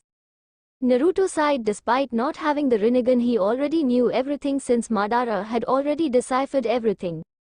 The place was useful to hiding things. Naruto wanted to see it for himself. It was truly a safe place to say anything. Naruto felt someone and narrowed his left eye behind him. The man in a black cloak with red clouds appeared inside the shrine. Naruto, a glimpse of the man's eyes. "Uchiha Itachi," Naruto said, turning towards the older Uchiha. Itachi now had no doubt. Naruto was an Uchiha. To be able to enter the shrine proved that not even Orochimaru, who could make his way through any barrier and was slippery as a snake, could enter the shrine. In addition, the Manchikyu he was seeing on Naruto's left eye proved that the villagers were not exaggerating. "So it is true," Itachi said, walking close to Naruto. He took off his straw hat and his face became clear. Itachi's own Manchikyu Sharingan was activated. "You are from my clan." How that came to be raises a lot questions. People always question what they cannot understand or what they refuse to believe. Is it not better to question things and accept them as they are? Naruto said. Naruto figured that Itachi would want to know how he was an Uchiha. He did not tell him the same answer as Jiri because Itachi was someone who Naruto had some kind of respect. That respect was because the Uchiha had massacred the whole Uchiha clan. He was the strongest Uchiha aside from Tobi. It was not that Naruto did not respect Jiri for his strength. Jiri was told what he was told because he was meddling into things that did not concern him. Telling him to search for information was just sending him on a wild goose chase since he will not find anything. Itachi, Naruto was telling to accept that he was an Uchiha and not try to reason things. Itachi nodded. I had come to see if what I had heard was true, Itachi said. Your presence, does it mean that Akatsuki has begun its hunt for Bijus? Naruto asked blankly. If Itachi was shocked that Naruto knew of the organization he worked for, he did not show it. No. Not yet, we were just collecting information on Jinchurikis, Itachi replied. How did you know? Did Jiri tell you? No, Jiri has not told me about the organization. Given how secretive the Akatsuki is, I doubt he knows anything useful. Naruto replied. How do you know then? I did not think that you were the ones to be asking these questions, Itachi. I expected someone like your partner to ask such questions. Naruto revealed something. That Itachi had a partner. He never told Naruto he had a partner. By the way Naruto spoke, it sounded like he knew how his partner acted. How much do you know? Anyone with half brains would be truly curious. Well, I know everything about the Akatsuki, and that there are 4 Uchihas alive, Naruto said, getting a reaction from Itachi. Itachi's eyes widened slightly. Not anyone would have noticed, but Naruto noticed. Itachi knew who the 4th Uchiha was, and before I forget, I must thank you for the service you did to the Uchiha clan. Had you not massacred them, the Uchiha name would have been surely degraded and shamed. His words got another reaction from Itachi. It was unbelievable to say that Naruto was talking to him. The last time he saw the blonde, he was roaming around the village wearing an orange jumpsuit causing havoc. You have surely grown and matured since I saw your Naruto-kun, Itachi said, with a small smile that quickly disappeared. Do you intend to tell Sasuke the truth behind the Uchiha massacre? If I did that, then I would have to kill him, Naruto said. Itachi understood that in Sasuke's current condition, if he was told the truth, he would try to destroy the Leaf Village, which was why Naruto said he would have to kill him if he told him the truth. Sasuke was unstable at his condition. It made him capable of anything. He was really a disappointment. Nevertheless, he was still his brother and he still loved him. Next time we see each, it will be in a battle. I hope by that time you will have grown stronger than you are now, Itachi said, walking away. Leaving Kisame alone for a long time was not a smart thing to do. With Itachi gone, Naruto was left alone with his thoughts. The Akatsuki were making their move. Despite not actively starting to capture Jinchuriki, they were making a move. Naruto had not expected such a thing. He had to become strong, and the only way for him to that was to train. However, he could not train to his fullest ability within the walls of Konoha. The hideout had always provided him the perfect environment to train to his heart's extent. Training at the hideout was also good since he would have no one interrupting his training schedule. At the hideout, he only had Zetsu, who would never interrupt him while he trained. He had to leave Konoha for a couple of years to get the training he needs to become strong. Yes, when Jiraiya comes back, he would have to leave the village. Whether they liked it or not, he would leave to get his training done. 2 weeks later, Konoha was once again happy. The lost grandchild of the first Hokage, Senju Hashirama, had returned. Not only had she returned, but she had returned as the Godemi Hokage. The villagers were overjoyed by the news. Now they had 2 of their senins back at the village. Senju Tsunade had returned to the village with her apprentice Shizune. The woman gladly accepted the mantle of Hokage. However, a rumor was spreading out that Jiri had to pay all her debts, which were a lot, promised to stop hitting on her and promised to supply her with sake from Mount Muboku once in a month. The sake from the hidden village of the Toads was said to be a sake of highest quality. No sake from the elemental nations could rival its taste. That was just a rumor. Nobody knew how Jiri convinced the woman to return after she had left the village for 20 years. It had been 3 days already since Senju Tsunade was officially installed as Godemi Hokage. Naruto had never seen the woman or Jiri before him. It did not concern him though. He had already prepared for his departure. It was only a matter of time. The following day, Naruto was summoned to the Hokage's office. He was not the only to have been summoned by the Godemi. Shikamaru, also summoned. Jiri and the Hokage's assistant Shizune were also present within the office. You were also summoned too, Shikamaru said in a bored tone, looking at Naruto. This is troublesome. Naruto gave Shikamaru a rare slight smile that was only alive for a second. Jiri noticed it. So did Tsunade and Shikamaru. Everything else is troublesome to you, Shikamaru. Jiri noted to talk to Shikamaru privately. Naruto was willing to go as far as to smile at Shikamaru. There had to be something between the two that Jiri did not know. Ever since he returned to Konoha, he had never seen Naruto smile before, but in the presence of Shikamaru he smiled. Even though the smile was small, it was a smile nevertheless. The Godemi cleared her throat to get everyone's attention. She looked at Naruto. So this is the son of Minato, Jiri told me about. He looks exactly like his father. Well, except for his eyes. Tsunade thought, looking at Naruto. Naruto's eyes, the Sharingan, staring at his left eye that was devoid of any emotion, made her feel uncomfortable. Tsunade sighed and spoke. You must be wondering why I called you two here. Tsunade said, you two participated in the Chunin exam finals. The judges at the exams made a decision to promote you to Chunin. Tsunade announced. None of the two smiled or seemed to be excited about the news. Tsunade threw them both Chunin flanks. Shikamaru, you can leave. Naruto, stay behind. Shikamaru nodded and left with his Chunin flank jacket at hand. Haim, we should go now, Jiri said to Tsunade.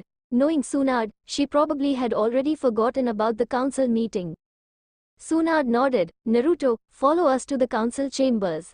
Tsunade spoke in a voice that made her suitable to be Hokage. Naruto followed her and Jiri without saying anything. Council chambers. The chamber was packed with council members. Clan heads formed the Shinobi Council, civilian council formed by two civilians from the business industry to ordinary civilians. In attendance were the elders of the village who served as advisors to the Hokage only. They also had more power than any other member did in the council room. Tsunade sat at the seat of the Hokage and Jiri stood behind her. Tsunade looked at Naruto, who was standing calmly in front of the table. Take a seat, Naruto, Tsunade said, showing Naruto an empty chair. Naruto walked towards the chair and sat down. All eyes within the room turned to him. Naruto looked at each council member with his lone visible Sharingan eye. The most influential clan was the Hyuga clan, as it was now the most powerful clan within Konoha. The clan owned more land within Konoha than any other clan did. It also held a lot of bragging rights when it came to village politics. Hyuga Hishi headed the clan. The other clan that held more power than other clans had to be the Nara clan. Their head clan was the Jonin commander and acted like the brains of Konoha. Every strategy that the village formed was formulated by him, or had to pass through his eyes first for his approval. The other clans held equal power. One could not put them ahead of one another. They all served Konoha and provided Konoha service based on what their clan specialized. We can begin this meeting, Tsunade said, calling the meeting to begin. Are you really part of the Uchiha clan? Sume Inuzuka, head of the Inuzuka clan, asked. Yes, Naruto replied calmly. How? Shimura Danzo asked. The old war hawk was one of the elders. He was truly curious as to how Naruto was an Uchiha. He knew both the boy's parents and none of them were Uchiha. So how was the boy part of the Uchiha clan? I cannot answer that question. Naruto replied simply. Listen, boy, you will give us all the answers we need. We are the council of this village, and we order you to tell us everything we want to know. Elder Komura said firmly. Naruto was not fazed by her firm voice. As I said, I cannot answer the last question. Why do you refuse to answer that simple question, boy? What are you hiding? Danzo asked, his face showing no emotion whatsoever. Simply, because I do not want to tell you. You might be the council of the village. However, you are not my council, Naruto said. I, being a shinobi of this village, serve this village as best as I can. I will answer questions regarding missions and things that might trouble village security. But you cannot answer your questions about my family. When I tell you how I am part of the Uchiha clan, I will be telling you about my family's secrets, a family that you hid from me when you decided to throw me at the orphanage. Jiri might not be pleased because Naruto was not giving answers, but he was happy with how Naruto was dealing with the council. It was the truth. They could not legally force him to answer them questions about his family. Reminding them that they hid his parentage was a wise to say given the situation. Tsunade had the same thoughts as Jiri. The clan heads had to agree with Naruto. Naruto was not at liberty to discuss about his family. You dare refuse an order from the council, boy? Order of the council? Well, this is your answer. I don't know how. I expect you to have the answers since you have known about my parents ever since I was born. You know of them ever since they were still children. Shouldn't you be the one to give me the answers? That was one way to avoid answering the question without sounding as if he was refusing an order from the council. Shikaku smiled. That was quick thinking from Naruto. He knew it was a lie. As Naruto said before, he did not want to answer the question. Nevertheless, Naruto could easily say he said that because he was embarrassed about not knowing anything about his parents. He could say that he just found out one day after a life-threatening situation that his Sharingan had awakened. Why did you keep your Sharingan a secret? I was afraid that I would be killed like the rest of the Uchiha clan members if I came out. Naruto replied with another lie. It was interesting to see the dumb and fuming faces of the council members. The lies provided him entertainment so he could get through the meeting. Chibi Shikaku was rolling around in laughter. That was a textbook answer. It was another lie, but it was also a believable reason. If anyone found out that he or she was an Uchiha after the whole clan was massacred with only one survivor, he or she would surely hide the fact that he was an Uchiha in fear of being killed. If someone had given that reason, it would have been believable. Naruto, you know that's not the reason you hid the Sharingan, and you know who between your parents gave you Uchiha blood. Jiri said, looking for answers. Jiri, this council decided to hide my parentage from me. They threw me with the other orphans and watched me, as the villagers hated me, ignored me, treated me like a demon, like an outcast. You should be grateful that I am still here in this village, instead of forcing answers from me. Naruto stated, his tone devoid of any emotion. What do you mean, we should be grateful? Danzo asked with narrowed eyes. Exactly what I said. After how this village has treated me, you should be grateful that I am still loyal. I could have simply let the QB out and let it finish what it had started. However, I did not. I held on and was never tempted to do such a thing. Here I am being questioned like a criminal simply because I chose to keep a few things to myself. Naruto said as his Sharingan morphed into its Manchikyu Sharingan state. The Manchikyu glowed reddish blood as if it was daring anyone to say otherwise. Danzo narrowed his eyes at Naruto. The QB was untamed. Had Hiruzen given him the QB, he would have trained it to become a weapon to Konoha and loyal to him. Because of Hiruzen's foolish beliefs, the QB was making fools out of them. It was unforgivable. I think it is safe to say that what Naruto is saying is that if he wanted to betray Konoha, or plot something against it, he would have done it already given his hushed childhood. Which everyone was aware of but did nothing about it. Personally, I would not wish for what my own child to go through what Naruto went through as a child because of his burden. Shikaku spoke for the first time. Naruto is saying he has no plans to betray the village and will continue to serve it. Even though we allowed the villagers to do what they please with him. So there is no reason to be suspicious of him and the questions being asked are unnecessary. Shikaku concluded, earning nods from other head clans in the Hokage. I want answers from Naruto, but I have to agree with Shikaku, Jiri said, making it known that he was not happy with the lack of answers from Naruto but agreed with what Shikaku was saying. I also believe that Naruto is not planning anything against the village. The elders did not like where things were now.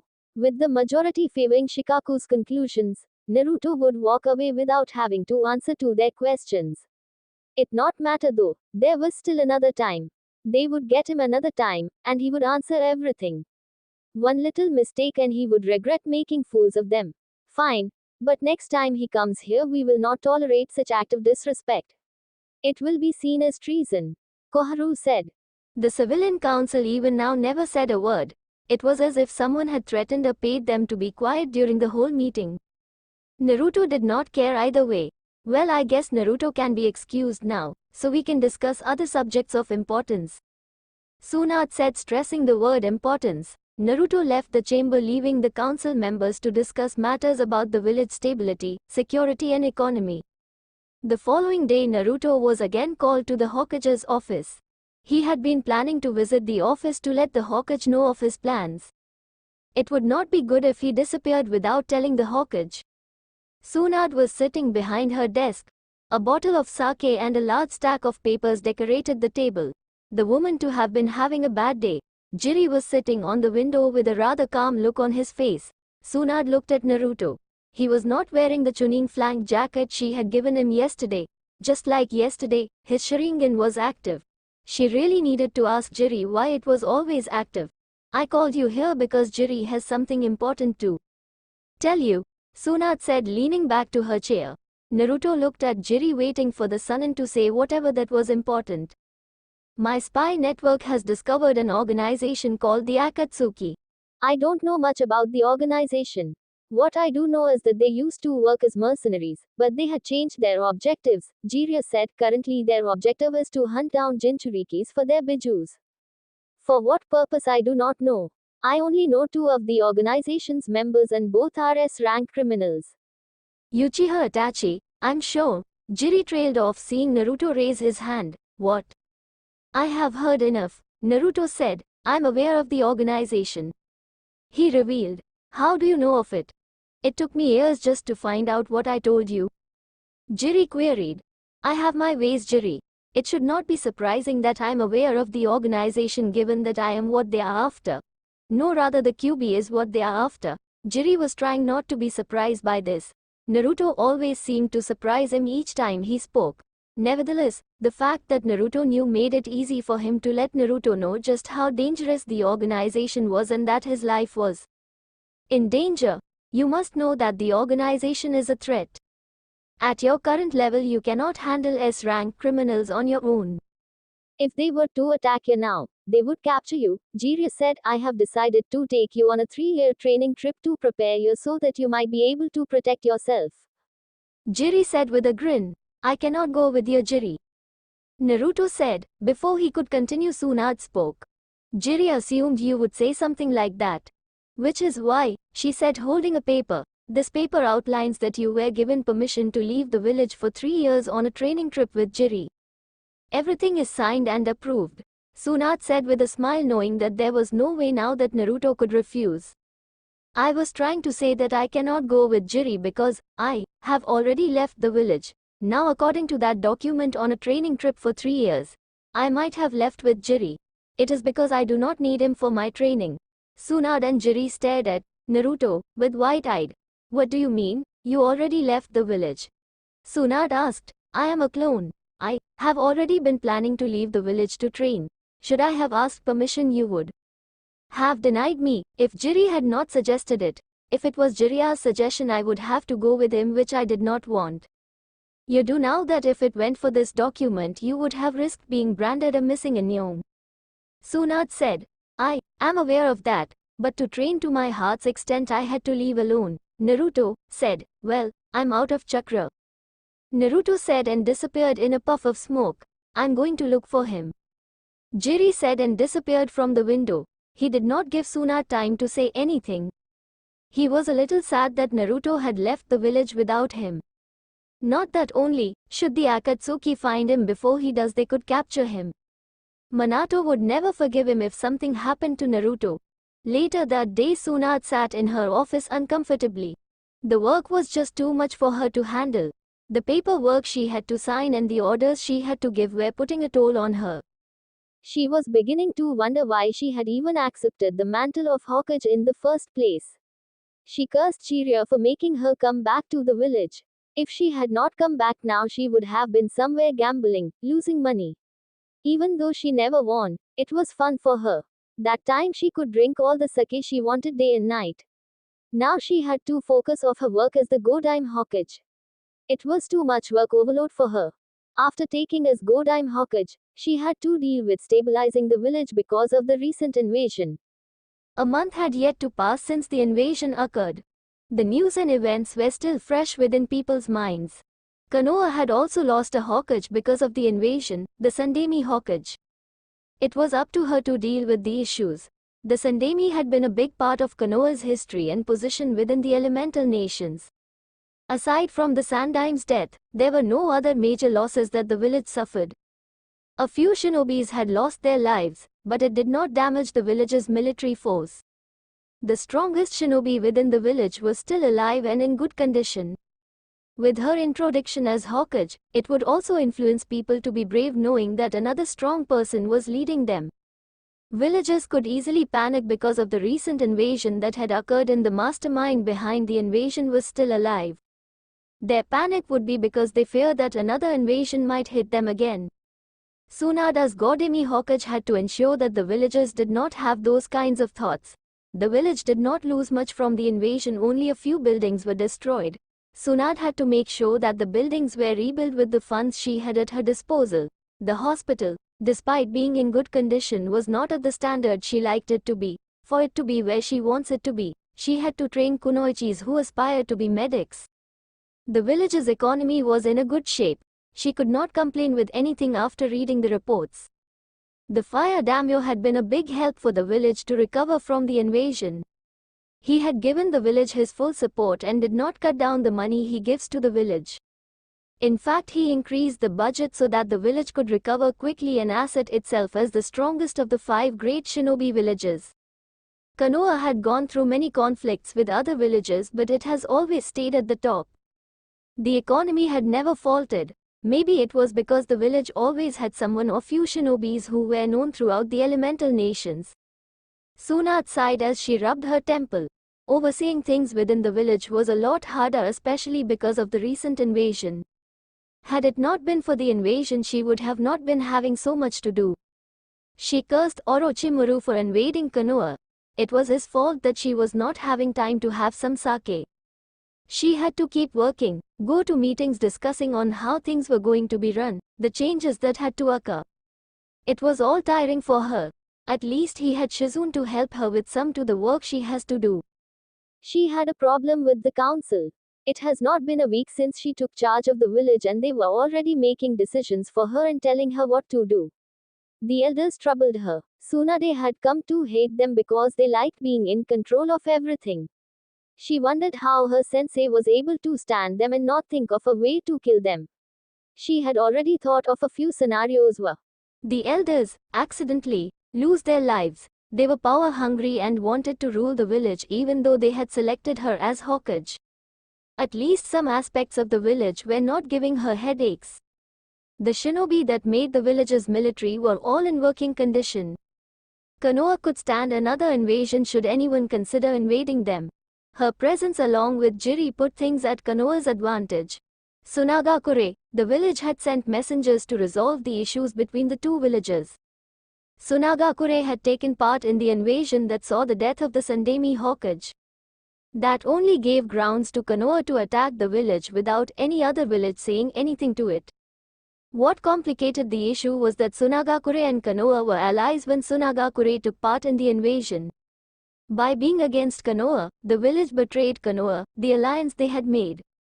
Their reasons did not matter as long as they did go against Konoha in the invasion. To attack a village you are allied to is a major offense that the village had to pay heavily for it. At its current strength, Suna could to compete with Konoha. Konoha was the strongest of the 5 great villages and Suna was the weakest. Suna had also lost almost 50% of their military force because of the invasion. Most of their shinobis had died during the invasion, which meant that the village would be eradicated should Konoha decide to invade it. Danzo had been pushing for the invasion, but she successfully denied the motion. She did not want another war. To start, Tsunade was aware that Suna knew that should they fight Konoha they would be eradicated. Konoha still had its military force operating almost at full power. Given the hard truth, Suna will do anything to make that a new alliance with Konoha is formed. They will do so to save their own skins. It would be hard to form the alliance since the trust between the two villages had been lost. Sunagakure had betrayed them and there was no telling if they would betray them again. They did once, it was possible that they could do it again. Tsunade was not someone to take advantage of the situation and force things out of Suna.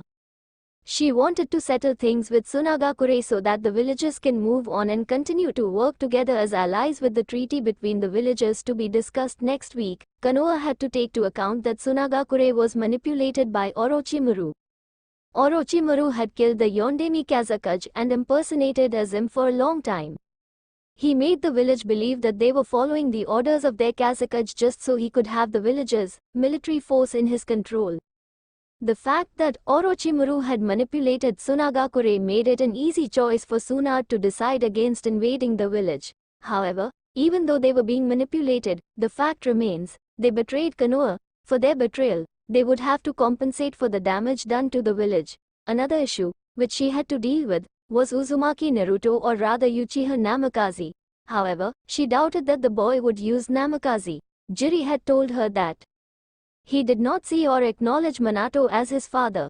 With all she has read about the boy on his reports, he is described as a distant person. With what she had seen from him ever since she first talked to him, she had to agree with the report. Another issue that was giving her a headache was that Naruto had left the village. Jiri had assured her that he was not defecting. From the reports, he is very secretive, which was why he even decided to leave the village alone. Nevertheless, it troubled her knowing that the Akatsuki was also out there and could capture him should they get to him before Jiri. He was not strong enough to handle S-rank criminals.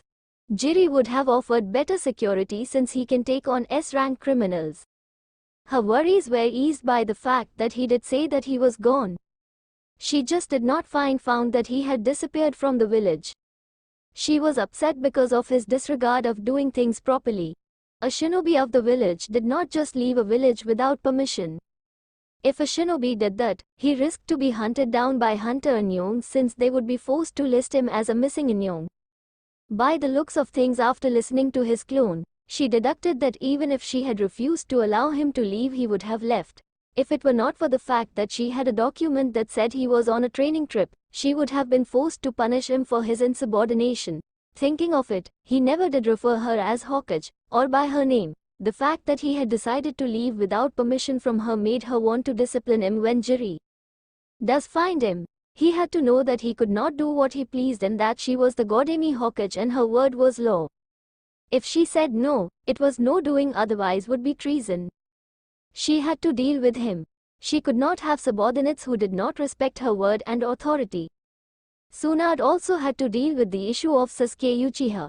From what she had read from his profile, he was also distant as the other Uchiha, but Sasuke had other things that distinguished him. He was a cold, arrogant and a spoiled brat. The boy was obsessed with power and killing his traitorous brother. He did not care about anything other than his revenge. Sasuke was why she was waiting for Hatake Kakashi. She had been waiting for the famed Sharingan no Kakashi for 2 hours. Jiri told her about his tardiness and laid-back attitude, but she did not think it was this bad. It annoyed her having to be kept waiting by her subordinate. Kakashi walked inside the office. His right eye was firmly off his familiar orange book as he flipped a page. "You wanted to see Hokage-sama," Kakashi said without even taking his eye off his book to look at the Godemi when he spoke. A tick mark appeared on Tsunade's forehead. Kakashi had the nerve to keep her waiting and then not offer her an explanation. To make matters worse, he was not even looking at her when he spoke. His eyes were on the orange book that Jiri writes. "Kakashi, put that book away and look at me, or I will break every bone in your body and heal you just so I can beat you up again," Tsunade said, dangerously clenching her fists. Kakashi gulped and put away his book. Tsunade could make her threat a reality. She had a hot temper and one of her chakra-enhanced punches was capable of putting anyone out of commission. If she did beat him to an inch of his life, she could save him. Given that she was the best medic in all the elemental nations, there is nothing that she has been unable to heal. "Good," Tsunade said, leaning back to her chair. "I called you here about your student Uchiha Sasuke," Tsunade said, getting straight to the point. She would deal with the man's tardiness some other day. Now she had important matter to discuss with the Jonin. "Did he do something?" Kakashi asked immediately, fearing that his revenge-driven student might have done something stupid. Tsunade shook her head. "No," she replied, making Kakashi sigh in relief. "You are aware that Orochimaru has already marked Sasuke and that he wants him to be his next vessel. The council fears that if Orochimaru comes back and promises Sasuke more power than he already has given, Sasuke will defect and follow Orochimaru," Tsunade said. Kakashi nodded. "I have seen it in his eyes. He would not even think twice should Orochimaru try to get him," he said. "Sadly, yes, that is what the council fears. They have decided to give Sasuke what he wants the most, power. Giving him power will make sure that he does not defect. The council does not want to lose their precious Sharingan, seeing how the Uchiha clan has become nearly extinct," Tsunade said, saying the last part bitterly. How is he going to be given power? You are going to take him on a 3-year training trip. You will train him as hard as you can, Tsunade replied. Kakashi was quiet for a moment. He was not surprised that the council was going this far to make sure that Sasuke stayed in the village. They had done it before, when they ordered him to train Sasuke for a month before the Chunin exams finals. He was also the only one suitable to train Sasuke since he was also a Sharingan user like Sasuke. Okay, Kakashi said with a small eye smile. Going away from the village would give him a chance to read his book without interruptions and he would not have Guy challenging him. But what about my other students? I cannot just leave them behind. Kakashi raised a concern. He would be a bad sensei if he were to leave his other students without making sure that they were taken good of. Do not worry about them. According to Sakura's profile, she almost has perfect chakra control. I want to take her to train. Under medical ninjutsu, what needs work is her fangirl attitude. Tsunade said.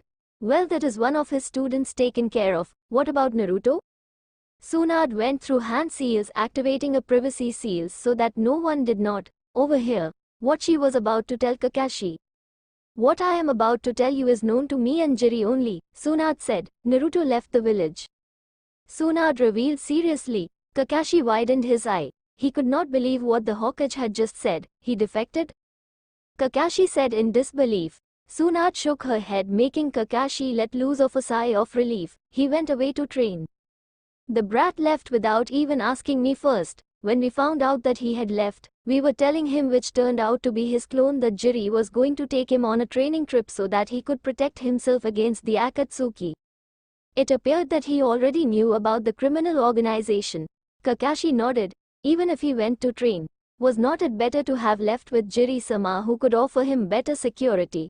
I did point that out. Nevertheless, the reason he left without permission was that he knew he would not be allowed to leave alone, and he said that he did not need Jiri. So he left alone even though it risked him being branded a missing Inyong. But still, leaving alone is not the wisest thing to do. Naruto might be strong, but he cannot take on S-rank criminals on his own. Kakashi said, believing that it was suicide for Naruto to leave the village without someone like Jiri protecting him. He seems to be rather smarter than Sasuke. Therefore, I have a feeling that there is a place he went that he knows and we do not, so that he could train while also hiding. Given how informed and secretive he is, it should not be surprising if he did something like.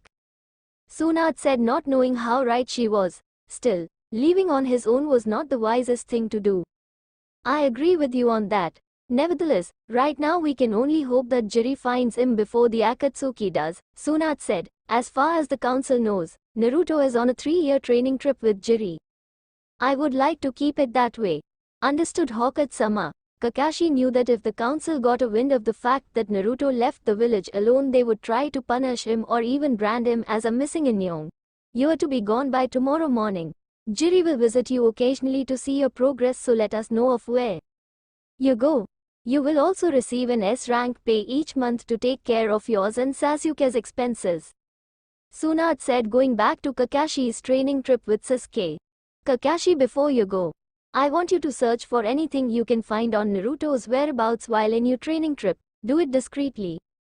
Hey, good, you are dismissed, Tsunade said, dismissing the journeying. Kakashi left in a puff of smoke. He was going to the memorial stone to say goodbye to Rin, Obito, and Minato-sensei before he went to tell Sasuke to get ready. Tsunade went back to her paperwork. She had a lot of it to sign and approve. A few days later, Naruto's hideout. Naruto stared at the collection of Sharingan eyes that Madara had collected over the years. There were hundreds of Sharingan eyes stored safely. Naruto wondered what Madara wanted to do with so many eyes.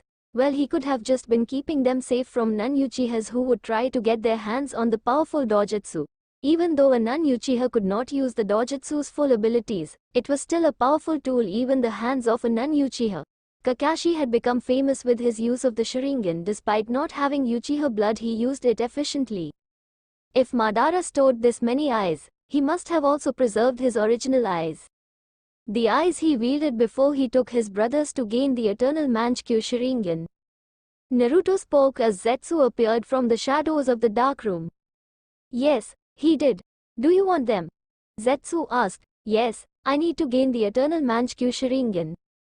Madara's other eyes are with Nagato. I can't take them to gain the eternal Manchukuo Sharingan given my current level of power, and I also want to awaken my own Rinnegan. Taking Nagato's eyes would complicate things, Naruto said. I will go and get them. I know where he hid them, Zetsu said before he disappeared. An hour later Zetsu came back with the pair of eyes. Naruto led Zetsu to a room mainly used to experiment. Implant them on me, Naruto ordered and lay on the bed. Zetsu did as told and implanted the eyes. He took Naruto's eyes and stored them elsewhere. 3 days later Naruto stood at his training ground with Zetsu watching. He had been testing the power of the eternal Manchukuo Sharingan. Naruto had thought that there was no difference between the MS and the Ms. He thought that the difference. Zetsu did as told and implanted the eyes. He took Naruto's eyes and stored them elsewhere. 3 days later Naruto stood at his training ground with Zetsu watching. He had been testing the power of the eternal Manchukuo Sharingan. Naruto had thought that there was no difference between the MS and the Ms. He thought that the difference was that with the Ms, one did not suffer from blindness. However, he was wrong. The Ms had more power than the MS. Naruto turned around and looked at Zetsu. Zetsu, I want you to do something for me while I train. Naruto said, I want you to search the elemental nations. Do not leave a stone untouched. Try to find if there is another Uzumaki beside me and Nagato that is alive. Zetsu did not bother to ask why. He just nodded and disappeared to begging with his search. Naruto examined his hands before holding a ram seal. It's time for me to use the unique ability of the Kage Bunshin to fast-track my training, Naruto said to himself. Taju Kage Bunshin no Jutsu. 2 years, 8 months later, you are finally going out. Zetsu stated the obvious as he watched Naruto walk past him. Naruto had grown taller over the past 2 years and 8 months. His spiky blonde hair had grown longer, as it was now under his shoulders. His hair parted to frame the sides of his faces covering his right eye. The bangs framing his face reached his chin. He still wore his usual black attire added with a shinobi dress Madara wore in his days consisting of a bright red armor similar to that of samurai worn over a simple black suit. The armor was constructed with numerous metal plates, formed into multiple protective guards along his body, in particular, chest, waist, shoulders and thighs.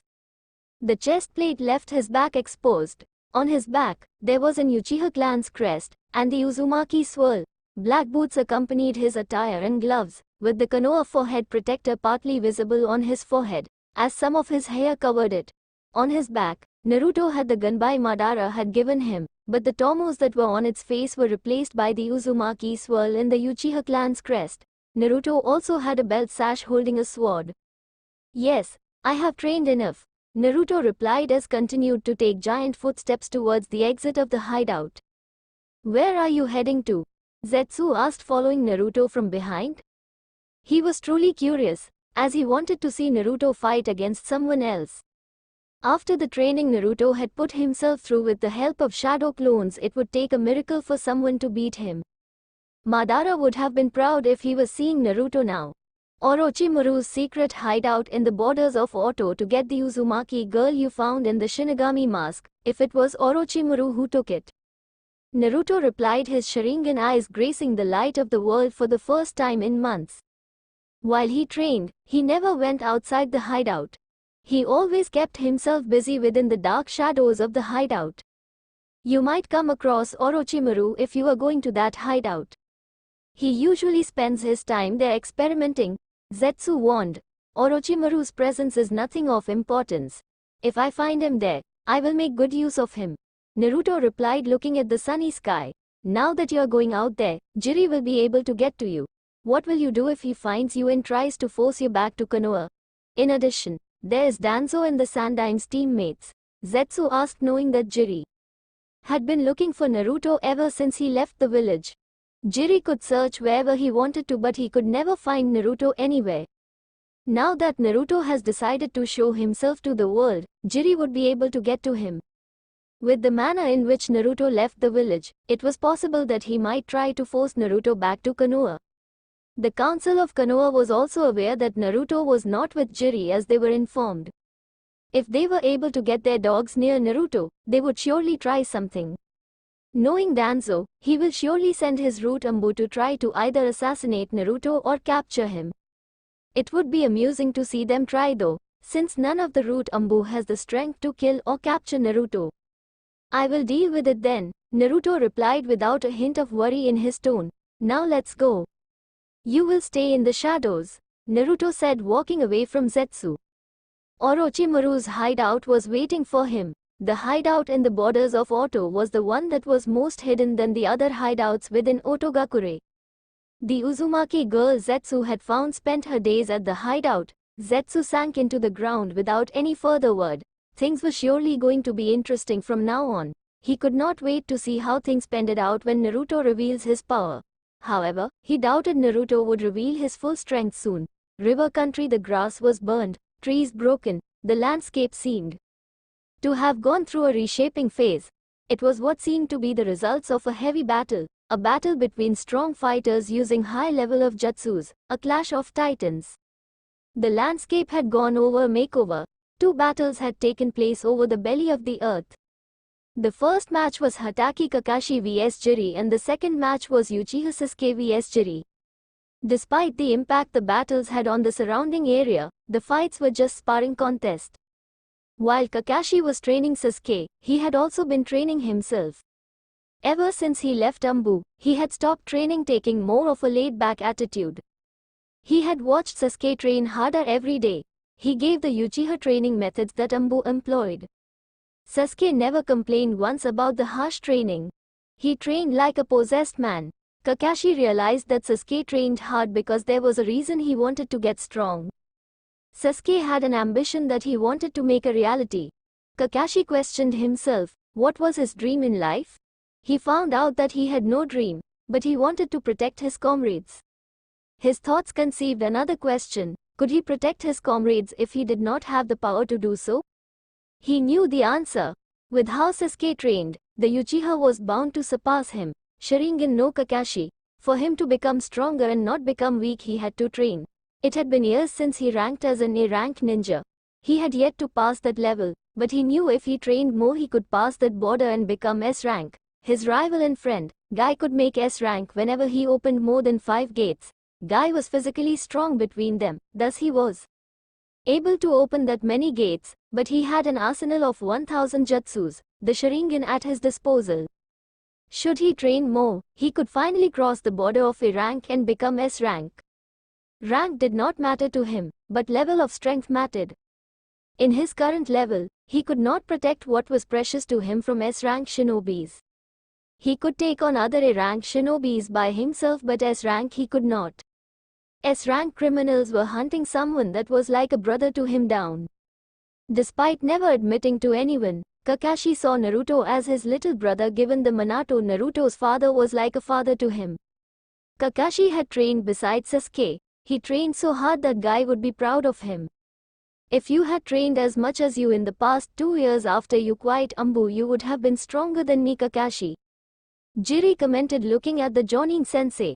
Kakashi had truly given him a run for his money in their spa. If he had trained hard after quitting Ambu, he would have been on par with the Sannin. However, his strength level now was satisfactory. He could take on an S-rank ninja on his own without worry.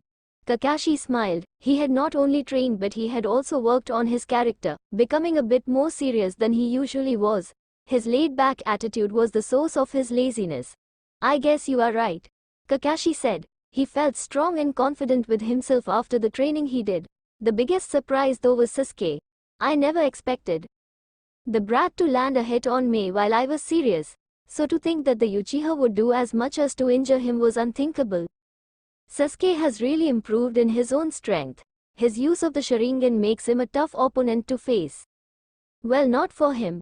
The brat might be impressive, but he was not in a level where he could actually beat him easily.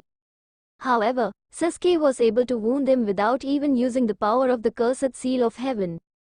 The seal doubled Sasuke's power and gave him more chakra at his disposal. If he gains the same eyes as Itachi and Naruto added with the cursed seal, Sasuke will surely become one of the strongest in the elemental nations. He could as well be able to defeat him with the Manchikyu Sharingan and the cursed seal of heaven. Sasuke scowled upon hearing Jiri call him a brat. He hated Jiri for that. The man almost never called him by his name. It was always brat to him. Sasuke had trained hard and achieved so much power that he thought he could even take on Itachi now.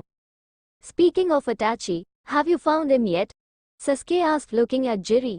Because Sasuke had discarded his cold attitude and had a little bit of change of personality, Jiri had been looking at Itachi for Sasuke. Still, he did maintain his arrogance and superiority complex. He was no longer focused on killing Itachi as he had been in his younger days. Kakashi had worked overtime to get Sasuke to think of other things other than his revenge. He had made Sasuke take things seriously. I hope you liked the video. If I make any mistake in video making, then please tell me so that I can improve that mistake and makes better videos. Take care. See you in next part.